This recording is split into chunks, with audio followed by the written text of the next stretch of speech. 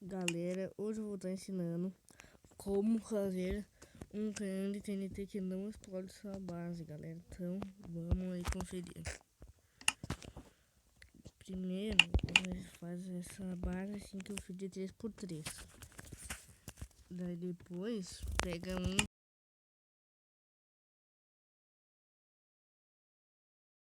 um balde de água, redstone, cadê botão? E uma slab. De preferência de pedra. Decidi que eu coloco um aqui, um aqui. E aqui você coloca um botão, ó.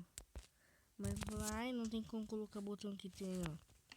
Só segurar shift e coloca. Opa. Daí aqui coloca 2 redstone.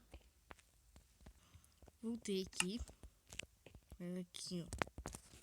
Daí aqui coloco mais lab aqui.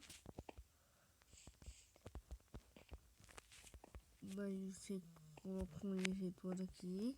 Coloca outro aqui, quebra aqui, coloca o balde aqui. Daí aqui atrás, mesma coisa, segura shift, coloca a tocha.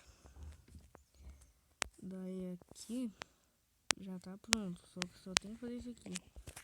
Só pra ter certeza não vai estragar a base.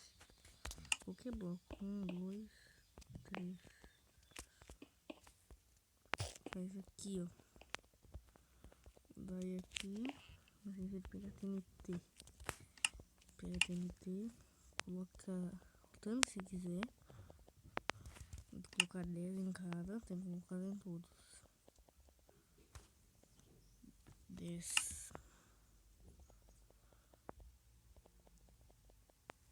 10 aqui também. Opa. Deu aqui, ó. Daí só aperta o botão e...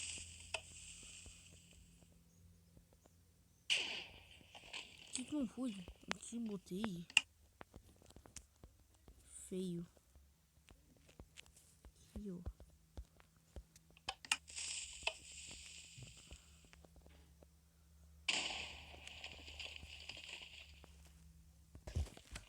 Eu fui ver que tinha dado errado. Eu tinha colocado do lado errado o retorno, burrice.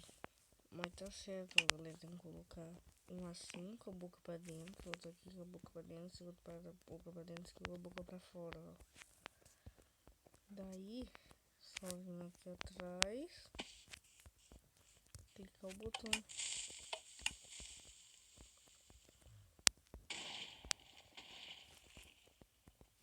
Você vai show pra botar uma torre isso aqui, velho.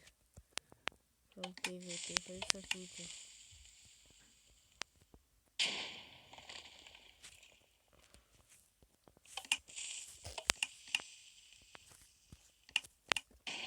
Então é isso, galera. Se você viu, dê um like.